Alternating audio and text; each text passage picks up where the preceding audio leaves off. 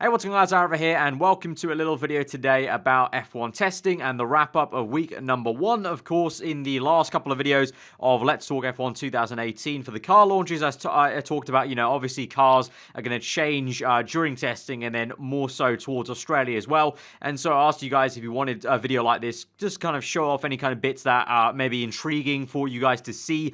You may have missed, because there's a lot of different, obviously, news outlets covering testing, but there's always a chance you might miss stuff. So I thought I'd do a little wrap-up of stuff I've kind of looked around and I found interesting to me in testing 1, and it seems like you guys wanted that, so that's what it's going to be. In terms of talking about lap times and driver feedback and whatnot, and the general outlook of how the cars are doing overall and what the paddock is thinking, I'm going to save all of that and try and stay away from that, because we're going to be talking about that in the Pit Lane podcast come the weekend. So this is strictly just going to be more to do with aero on the cars. If there's anything interesting to point out, any different things from the car launches, I'll try and stick to that and kind of stray away from all the other areas which I want to try and keep away for the podcast. So be sure to go check out the podcast that comes out this weekend for the general outlook on testing in that kind of way. Today we're just going to be talking about the actual specific bits on the car. Obviously we're starting off with a unfortunate picture from day 1 of testing where the wheel nut kind of came off from McLaren. There's a faulty wheel nut, so nothing more in terms of any kind of issues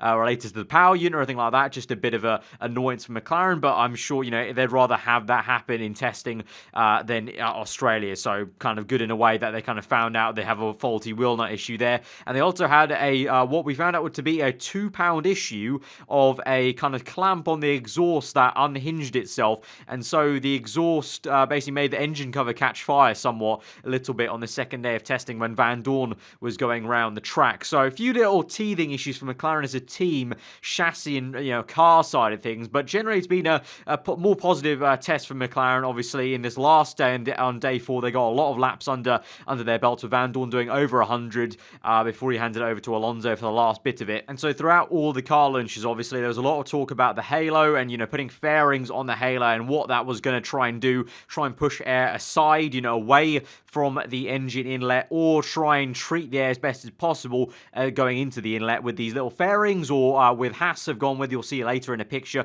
they've gone with little teeth, essentially vortex generators, to try and mix the air up. But you can see the fairings, and especially McLaren's one, the way it kind of curves off on the edge, you can clearly see now with the Floviz paint, which is paint the teams put on and they go around the track. The air obviously moves this paint around and it allows the team to kind of physically see with their own eyes, the engineers to see with their own eyes what is going on, where the air is shifting, and you can clearly see how the air is petering off to the side of the halo, especially on the little flicks and the winglets on the very edge of these fairings. And you can see the Floviz paint's actually been chucked all the way to the top end of the side pod. So exactly what I was mentioning and what everyone was kind of mentioning about the kind of pushing the air to either side of the inlet, trying to get into this area above the side pod, where hopefully then it can start to maybe mix in with air coming through this entire side part of the side pod anyway. Naturally, obviously, as the car is going along, it's going to go hit these vortex generators, be mixed up a little bit as it goes to the top end, and hopefully this air coming off the halo is going to merge into that stream of air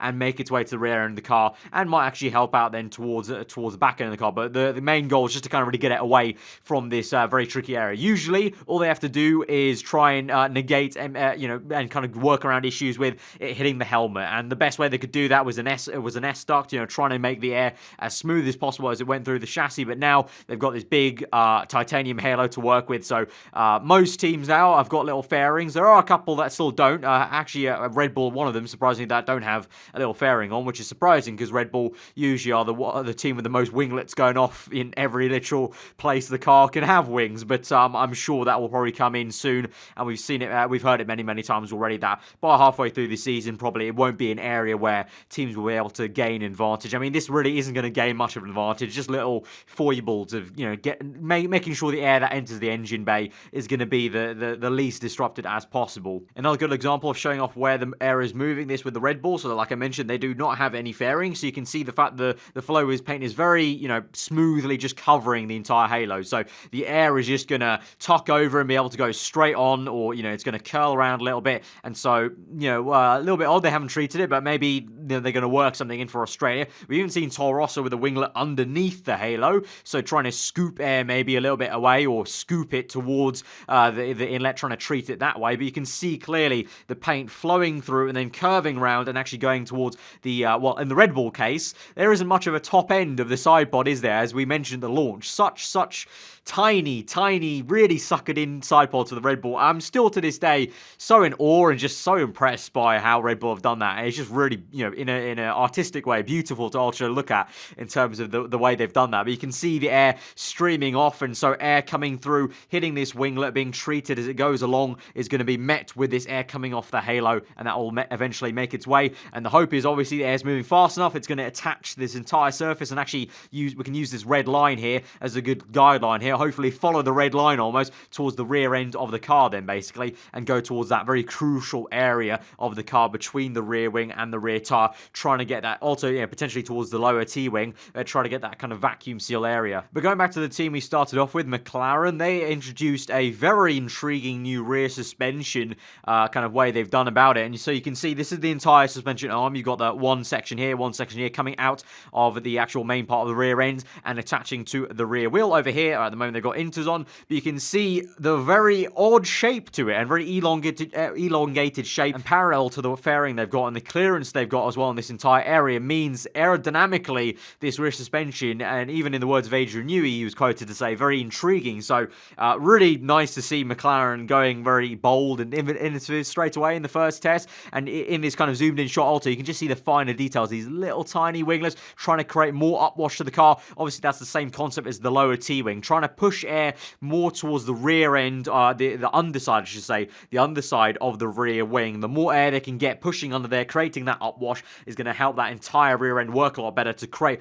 a much better pressure differential of the rear wing to sucker down that entire rear end. And also at the same time, it's going to help the diffuser work a lot better, because you're maybe potentially getting more turbulent air away from the diffuser area at the top and just allowing it to work a bit more efficiently, because then the pressure difference in the diffuser area is going to be a lot more uninterrupted in this area. But yeah, really nice developments from McLaren, and very intriguing looking suspension they've gone with. From this different angle then as well, you can get a bit of a sense of what's going on here. That is the suspension with these two little node bumps coming out the rear end of the car, and you can see it's also in line with all these fairings they've got and the winglets they've got going into the actual rear brake duct itself and the housing of it, and then at the same time all these crazy little carvings they've got in their rear wing, cutting drag, allowing air straight through. But yeah, McLaren have always had a very bonkers rear end really in terms of this rear wing styles being there from last year. But these close-up pictures really make you kind of appreciate how bonkers it really is. And also a little T-wing here for McLaren as well. We'll see in other pictures Mercedes gone for a very big T-wing now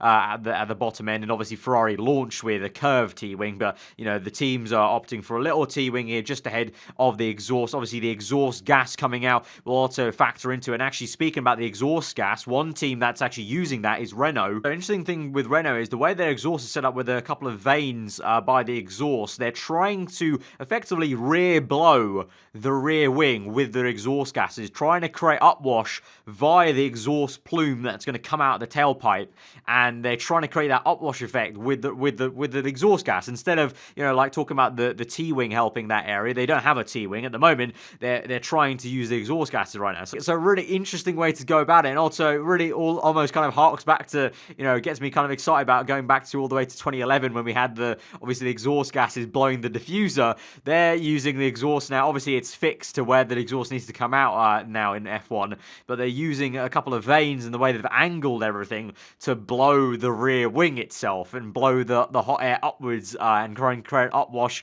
on the underside of the rear wing via the exhaust. Really intriguing, and I was really smiling at the kind of just the sound of that, the blown rear wings, kind of hark back to that kind of era, which I loved. Personally, I loved when we had the kind of blown diffuser kind of era. Continuing on with Renault, then obviously at the launch, I was very underwhelmed. I think everyone was underwhelmed in terms of what their car looked like, and it was very clear that they probably launched with a fake kind of car, a very simplified car, and even them themselves admitted that it wasn't really a car launch, it was a livery launch. And so they rocked up with the actual car now. We can see the finer details of this floor. You can see all these chiseled channels in the floor, these gills, as I'm going to call them, at the front face of the floor. And then they've got little details that weren't on the car launch. This tiny little ridge you might be able to see. It's kind of hard because of the way the lighting shone onto the yellow Renault, but just this little tiny ridge, that darker bit of yellow, and this ridge here you can see, little ridge on the edge. So they haven't gone for more dramatic winglets like Ferrari, Sauber have gone for, but just this tiny ridge, and kind of a la, almost like back to the Red Bull 2010 days where they had the kind of chassis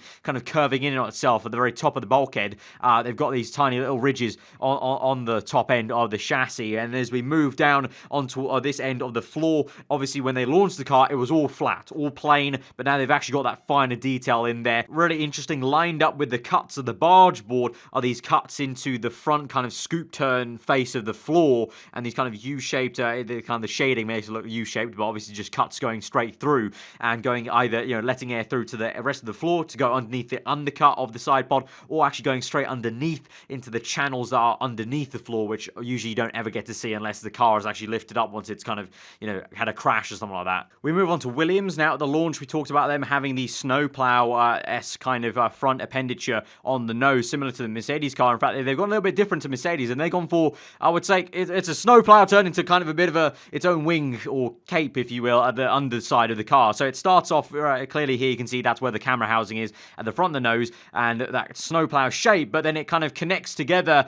as one kind of big cape. So obviously you can just imagine the air coming in from the front, basically just being scooped and, pushed along and kind of sledged. That's why I call it a plow, kind of sledged along and pushed through to the underside of the car. Either is going to be towards winglets they've got right behind the suspension arms to then turn it towards the barge boards, or straight towards the barge boards, the inlet itself. And then sticking with Williams, obviously at launch we mentioned their lower T-wing. They were one of the teams that opted for a lower T-wing in 2017, and so it was no surprise they would launch a car with that. You can see now they've kind of edited a little bit, so they've got two elements on the middle part of the actual lower T-wing, and then they've curved it into end plates here, and they've got their aero array, so they'll be getting data off that, of course, and then the two arms connecting the rear wing, and then all that in a bid to try and get this entire underwash right here. So that's probably what they're trying to monitor actually in this part of the array they've got here, trying to monitor and send data back then they can get and collate back to their factories for any of the kind of CFD simulations they can get. Effectively, that's what testing is kind of basing off, especially the first week. A lot of what they'll be testing is just trying to make sure that all the systems are effectively saying the same thing. So all the data they've got back at the factory is exactly what's happening in real life. Because once they've got the go-ahead of thumbs up, that's working, it's all the way it actually should be, then they can actually start to simulate the upgrades they might want to bring to Australia without fearing that, oh no, the upgrades aren't actually working in real life the way we think they're going to work because the simulator is not working as it should do. So they're trying to collate that data, try and make sure it's all the same, and so they'll be trying to actually in this area probably then trying to pick up on that data of the underwash of the rear wing, trying to make sure that entire area is working well. It's quite an important area. Without a monkey seat now, and without the T-wing on the top end of the car, and also now with the halo potentially pushing a lot of air towards this area of the car, either side of the engine inlet, that's a very important part of the car now for them to get correct, and they're trying to find little bits of time performance they could gain here in this area. And so teams like Williams that were kind of lagging a little bit maybe are now trying to catch up a little bit to the top teams, Ferrari, Mercedes, that are already doing that kind of thing. Speaking of the underside of the car, this is the Alfa Romeo. Then you can see that nostril nose, but this is actually the entry for the S-duct. So I would imagine this little inlet goes across the entire face of the nose. So a very classical kind of way of doing an S-duct. A lot of teams now have opted for just small little inlets either side of the nose that are kind of up here by the camera housing, and they kind of can join together into one actual duct in the nose, whereas this is kind of conventional, an entire full probably inlet, the complete width way of the nose, sucking in air, and obviously air that goes through these nostrils is going to go straight into this duct and be sent to the top end of the car. That injection of air, as I mentioned many times in the car launch, is going to that injection of air is going to help smoothen that air, attach airflow to the top of the chassis, and that's very important as it meets the halo then. But you can see in finer detail then the turning vanes underneath the camera housing of the car. I guess continuing on with the theme of comparing front end of noses, I guess this is the Mercedes nose. Not too much has changed really from last year, but you can see that snowplow and definitely the difference to the Williams car. The Williams really, obviously it's a different nose shape, but the Williams kind of pretty much started around here rather than the Mercedes starting a little bit further forward, and you can see that more kind of actual plow shape to the Mercedes nose as it streaks all the way pretty much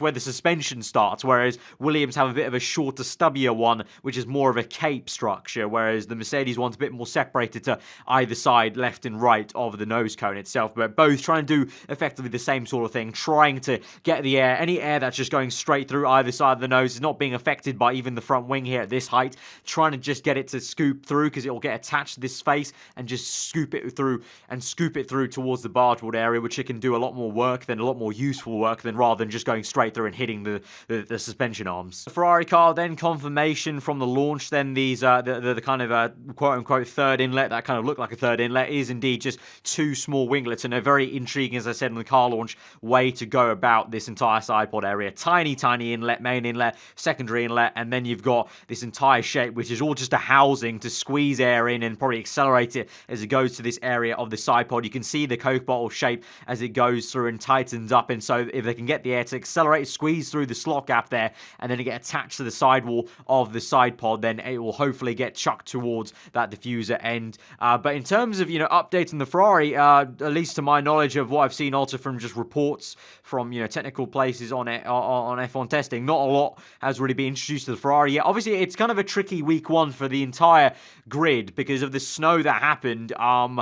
Maybe just not useful and too much of a risk to chuck on any major things they wanted to put on in testing. And of course, as I said, a lot of testing is really to collate stuff, and maybe week 2 is where they start adding bits and bobs. And then really a lot of the big updates, they're probably still being worked on as I speak back at the factory in time for Australia. Even obviously teams like Force India, in quotes, they're being quoted to be said that that's basically why they've launched with a very similar looking car to last year, because they actually want to be able to just go testing, get the reliability sorted, get the car just going out and doing laps whilst their team back at the factory still works on updates that they're going to rapidly chuck on from Australia onwards. But you can get a bit of a sense of the actual Ferrari car in better light. Obviously, the launches, unfortunately, they always launch with really bad lighting, try and hide stuff, but now clearly there's nowhere to hide when they're on track. You can see the finer details here of the Ferrari, that curved lower T-wing there, as I said, trying to create that upwash, but a little bit better of a look at that kind of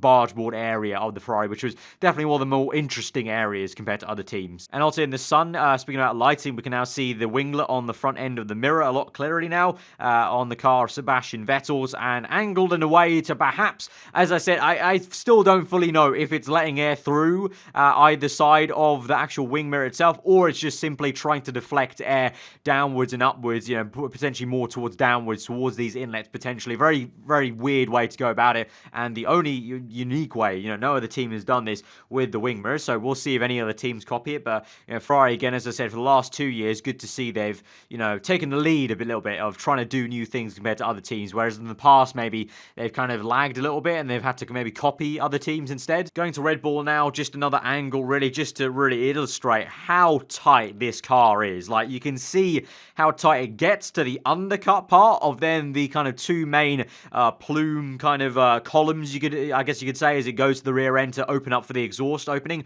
You can just see how tight it gets, how much space there is on that floor, and also just the angle. From this angle, top down, kind of not fully bird's eye view, you can see the way the bodywork swoops down pretty much in a straight line from the top of this chassis, pretty much where the Red Bull face is, down to the floor. So sharp, so lovely to look at aesthetically as well, but also aerodynamically, that's going to be work an absolute treat for them. But obviously, Red Bull have had a few teething issues in testing so far, kind of mostly to do with the conditions. They just haven't ran very much. We saw Verstappen actually make a mistake as well, potentially, in this final day of testing. The team the team are still going over data. Probably I've jinxed it by now, so by the time this video goes live, maybe Red Bull found if there was an issue with the car, although it could have just been Max Verstappen spinning it. But he also had an oil kind of fuel kind of leak or whatever it was in, I think it was testing day 2, I think I want to say, and he span out there. I think it was Ricciardo that time, or might be Verstappen again. But yeah, Red Bull haven't got too much mileage on the tank, and they've already actually interestingly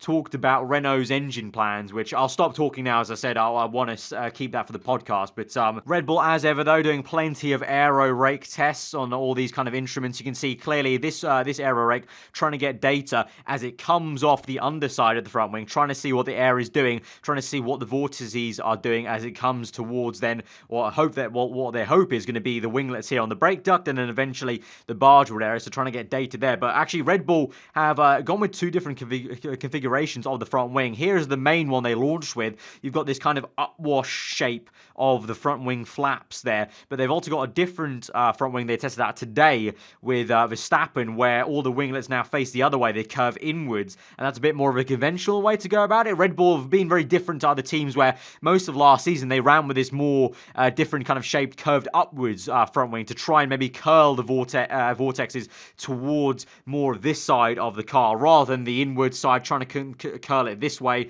if you kind of follow my mouse, hopefully. But they kind of ran two different versions of the front wing. So Red Bull already trying to do as much as they can with the front area, as you would expect Red Bull to do. And just simply from testing now, unlike the launch pictures now, you can see a really nice detailed look at this bargeboard area. Red Bull copying the Mercedes style, this 4-decker array of end plates, L-shaped chisel there, the scoop turn, which will be here underneath, you can't see, and then all connected with these little divots. And actually Red Bull had to actually add an entire little carbon fiber, I'm guessing, little divot coming from this front part of the crash structure to connect to this part of the end plate, actually, on this day of testing 4 to reinforce it. So I guess they maybe saw it was wobbling a little bit too much, so they had to reinforce that area. So, interesting. That's also what, it kind of shows what testing is for as well. These very delicate pieces of aero devices may just vibrate a bit too much violently, so they need to make sure it's not going to fall off mid-race.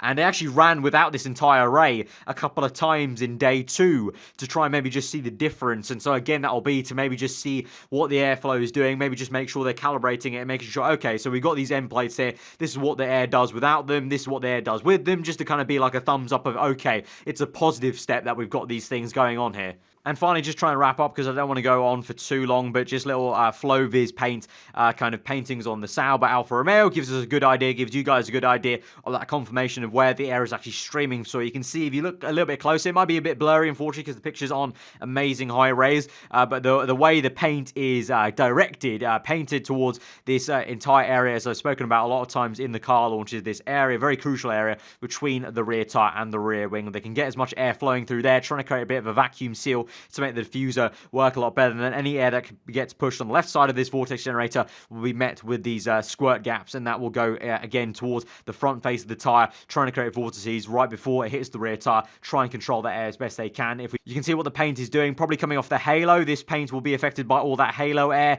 as it's pushed on towards. And actually, interesting enough, there's a little bit of air coming out this kind of outlet almost. So I don't know if that's part of this inlet. So it looks like maybe any air that goes into this small little upper inlet we saw on the launch was very intriguing from the Sauber guys. A part of it may just go straight back out. So maybe they're trying to squirt air back through to this very crucial area. Again, kind of almost like the S-Duct concept of injecting air into that crucial area. Maybe injecting air into this area where the halo is going to bleed, as we saw with the Red Bull Viz paint, trying to bleed air through and then kind of injecting it more at a higher speed to maybe help that air and kind of mix that through and trying to attach to this top end of the side pod. But very intriguing. You can see that now the divots of paint going and circulating towards the bottom end, as it will then go towards that Coke bottle at the rear end of the car. And so finally, the launch, Mercedes launched with a small T-wing. Now they've got a little bit of a larger one, so I guess that's the lower T-wing, if you will, but a lot more lengthwise, a lot like the Ferrari car there. So already clearly Mercedes finding that's going to be useful for them to create that upwash there, but just a little bit closer detailing then